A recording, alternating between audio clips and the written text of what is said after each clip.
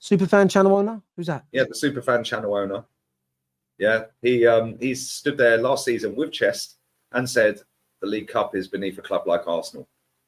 Bigger fish to fry. It was all in our hands. So cool. I don't expect you to see any content from that channel in the next couple of days because it's beneath. I don't expect to see any of them at the game. Yeah, because it's beneath a club like Arsenal. Yeah, I don't expect to see them there. Yeah, but Arsenal fans online are saying throw the cup in the bin. This is what they do. Like we're that arrogant because we're so good and we win stuff every year that we can just go throw that in the bin, mate. Yeah, this fan base, yeah, is a reflection of the hierarchy at this club and vice versa. They're happy with Champions League football and that is it. And if we nick the odd cup and beat Tottenham and beat United and can put Chelsea in the mud, yeah, they're happy because they got online bragging rights. It is a disgrace. Yeah, and people like me are seen as negative and toxic. Yeah, well, let me tell you right now, yeah, I want my football club to win. I've seen my football club win 17 trophies. I'm not including that stupid plate or the dog either. 17 trophies I've seen my club win in 35 years. That's one every 2 years. This guy's now got us on the longest trophy drought for a decade. Yeah, cool. You better win something, mate. Yeah, and if you throw that cup away, and I'll tell you now, we're losing to Brentford tomorrow because he will play Ramsdale in goal. Cool. Ramsdale's not a bad goalkeeper. He's exceeded everyone's expectations. I've not got an issue with him. Yeah, he's exceeded expectations. We all thought he was trash. He ain't trash. He's all right, but he's not as good as Raya. He'll play Tomiyasu. El Neni will get a game. Jorginho will get a game. Smith Rowe will get a game. Nelson will get a game. Eddie will probably get a game. Kivior will get a game. We know what's coming. We know what's coming. We're getting knocked out, and I'll be shocked if we go through. And then it'll be, it don't matter. We've got bigger fish to fry, mate. This lot never learn. Never learn. How are you that cocky and can throw a cup away?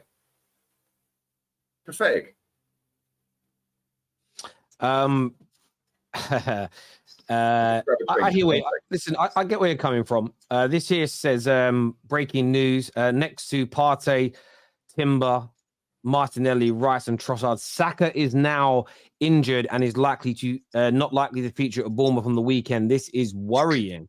That is a pretty hefty injury list. You overplayed a guy, mate. Yeah, not like I've been calling for a right winger to come into the club, is it? Not like I've been calling for him to be dropped.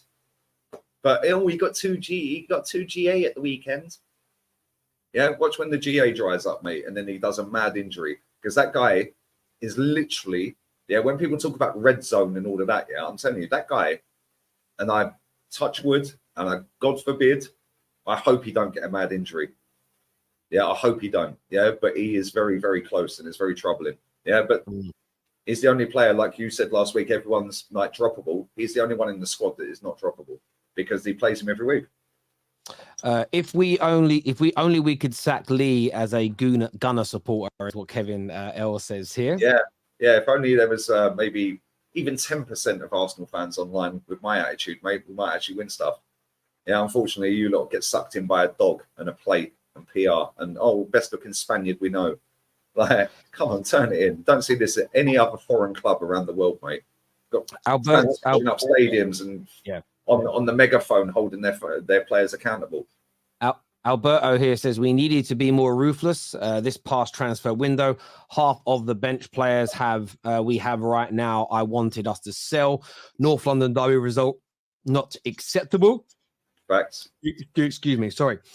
This here says Lee Maddison or Odegaard. Who's better? Well, uncomfortable conversations, isn't it? Yeah.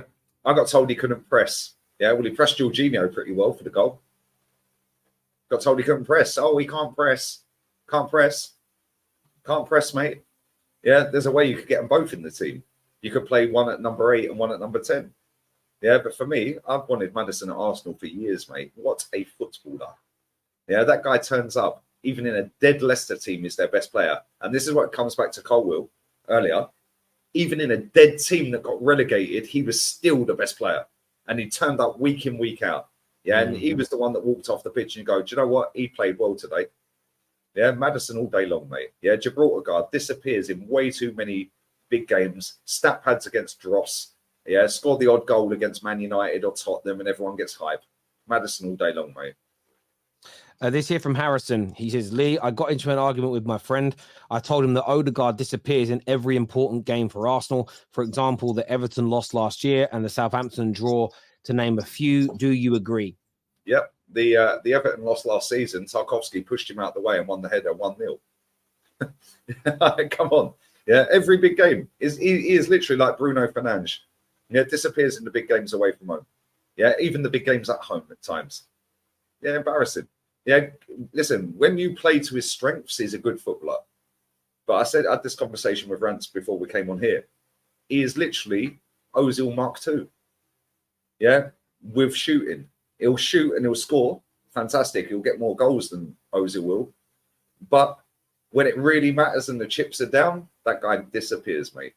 18 completed passes in the North London derby. Jesus Christ on a bike.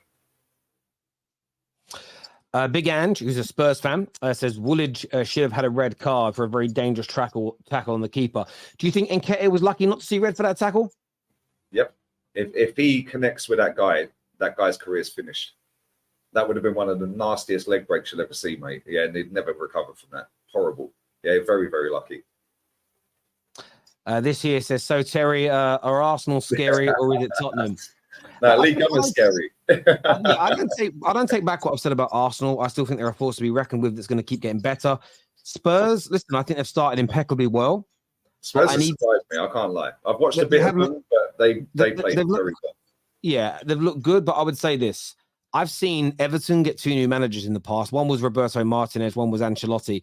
And in the first 6-7 games, they looked like they could go on, maybe even win the league, and they petered out. I've seen Spurs so many times in my lifetime start seasons well or get new manager bounce or have a player that breaks through that everyone thinks is going to change their fortunes. It's about the way that club is run. So I think football-wise, stylistically, I think they'll play good football under Big Ange. Whether or not they scare me to a point where I think they can compete with my club regularly for trophies and stop us, I don't believe that yet. So it isn't just about how good a team looks on the pitch. It's what I think the overall club will do. Often people say, why don't you speak about how scary City and Liverpool are? Been saying that 5 years ago. Nothing's changed. They're already scary. They're already there. It's just when someone new turns up. So, yeah, I hear you on that. This here says, big up to the both of you, my personal football YouTube world goats. Thank you. Love this show. And Lee, thank you for keeping the standards. Mate, listen, there's a lot of people out there, Terry. I don't know how many people are watching, but there's a lot of Arsenal fans out there with the same mindset as me. The difference is I put my face on camera every day, and some of these guys don't have the traction, and that's not their fault. Yeah, but it's like, oh, like somebody like Northside, for example. Oh, you're the Portuguese, Lee Gunner. Yeah, then you got Brandon. Oh, you're Lee Gunner's son. Yeah, it's like you're branded as Lee Gunner mini-me. Yeah, no, there is thousands upon thousands of Arsenal fans out there that can't take this manager and what's going on at this club. Yeah. I'm the alternative to all this BS PR crap from all these other channels, which is why I get so many people watching it. And people go, oh, you twerk for rivals. Yeah, a lot of rivals watch it. A lot of rivals are watching you. You're a Man United fan. I'm an Arsenal fan. How many Spurs fans are in it? How many Liverpool fans? Like, there's loads of fans. John Bay is a Liverpool fan. He says here, I'm 45 and you are both younger than me, but this young fan standard's driving me crazy, especially Liverpool, United and Arsenal fans. At least Chelsea and City new. Yeah, I get what you mean. Yeah, the newer fan base. The Kumbaya singers will blame injuries, but remember, this is the geezer that played Thomas Partey at right back before he was injured. Piss take. That's what I'm saying. There's loads of Arsenal fans out there. Terry, I said this to you last season. Yeah. Our greatest season for 7 years. We're back in the Champions League. Goosebumps under the lights at the carpet. Yeah. 30,000 fans walked out when Brighton scored their second goal. They're faking it, mate. Yeah. And this season is the unraveling of their fakeness. Yeah. They're all going to show their true colours. Because you know what's crazy? They've all hyped up Aaron Ramsdale. Oh, he's the third best keeper in the league. Now we've signed Raya. All of a sudden, oh, Ramsdale, he's not very good composure-wise. He can't catch a ball. He don't dominate. He's not very good kicker. So now their true colours come out. Well, I've been saying that since he got it. But I'm negative. Just back him. Trust the process.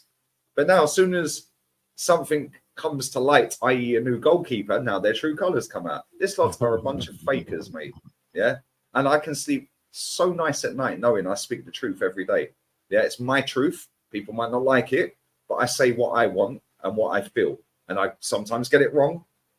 With Ramsdale, by the way, I said he will never amount to anything. He's actually surpassed all expectations. Yeah. The manager ain't.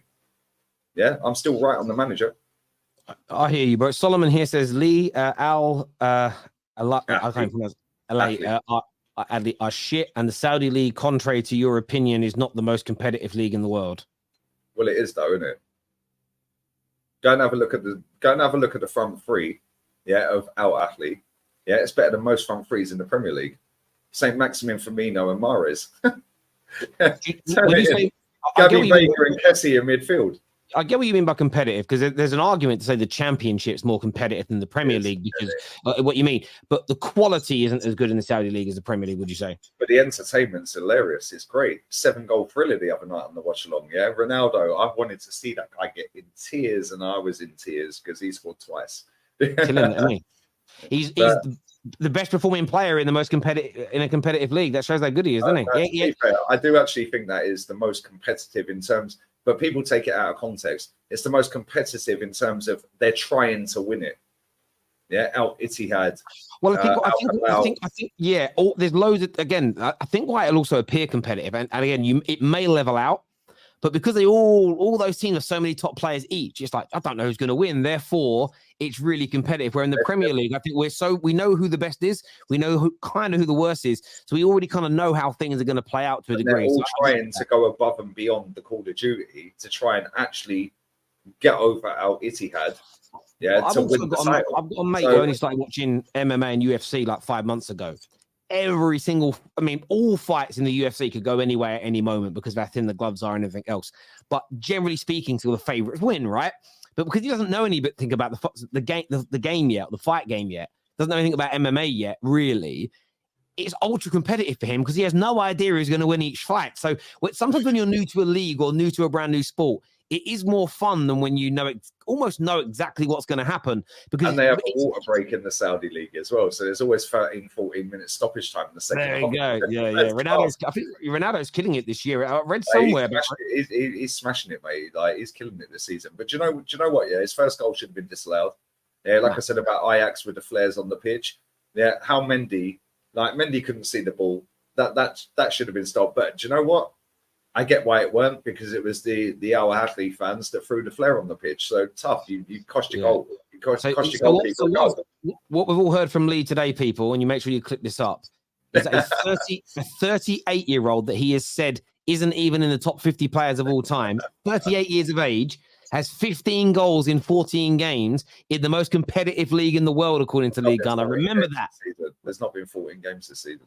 He's played 14 games for that team this year because they had a cup competition as well, didn't they? Cups. Yeah, of course they are. Yeah, sorry, cups as well. Yeah.